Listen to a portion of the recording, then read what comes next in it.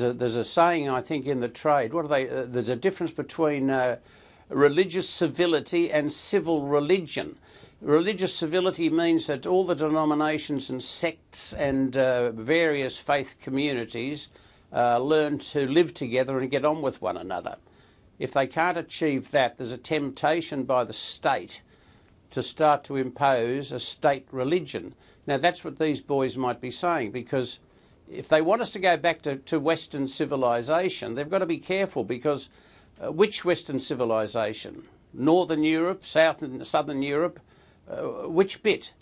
I'm happy if, in fact, they encourage the study of religions, all religions, as being, of course, part of our history, but I think religion becomes a problem when, in fact, you stop asking questions about it. So if it's part of the curriculum where students are invited and, in fact, encouraged to ask questions, it won't become a problem. It's got to be all open to discussion. And then it becomes an adventure for kids.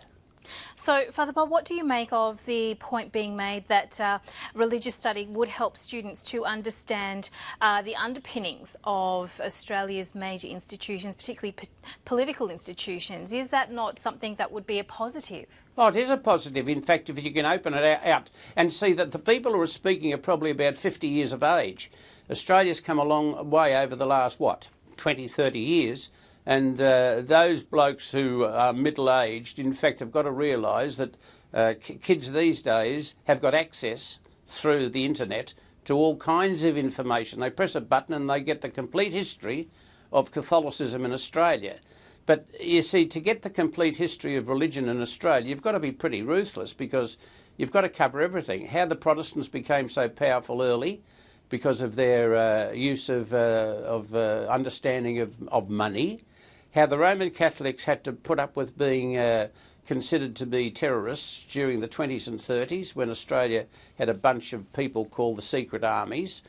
You have to be prepared to see the place of Islam in Australia during the time when the Afghans were here as camel drivers. I think it's a magnificent story if it can be treated as an adventure.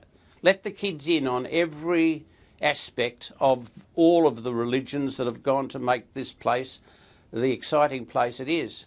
So a lot of viewpoints then to be considered, and of course religious backgrounds. The point also being made by the Minister for Education, Christopher Pyne, in terms of the national curriculum as a whole, was that he wanted to redress what he perceived as a partisan bias in the current national curriculum. How challenging do you think that sort of approach or challenge would be? Depends who's in power, doesn't it? And that's one of the failures, and one of the good points. Depends on which way you look at it, of being in a democracy. Because if the socialists are in power, you're going to have kind of progressive, let's open everything up to discussion attitude.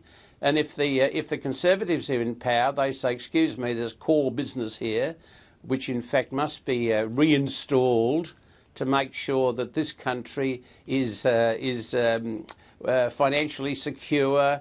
It's got to keep out invaders like asylum seekers. I mean, it's a philosophy. It's a philosophical thing that you can see coming every time there's an election.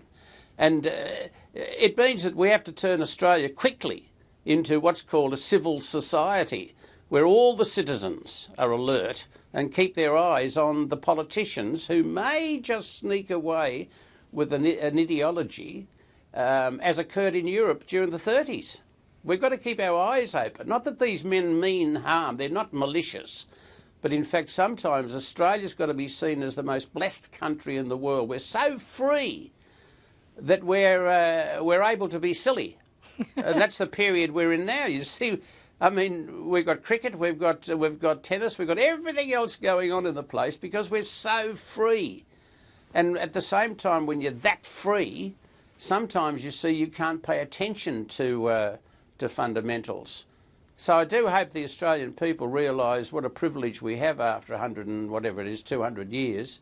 We've got to study Aboriginal spirituality, and we've got to study all the spiritualities, including the one that we scoff at when we're in power, if we're conservatives, and that's secularism. I think secularism is as sacred as religion. I think it is.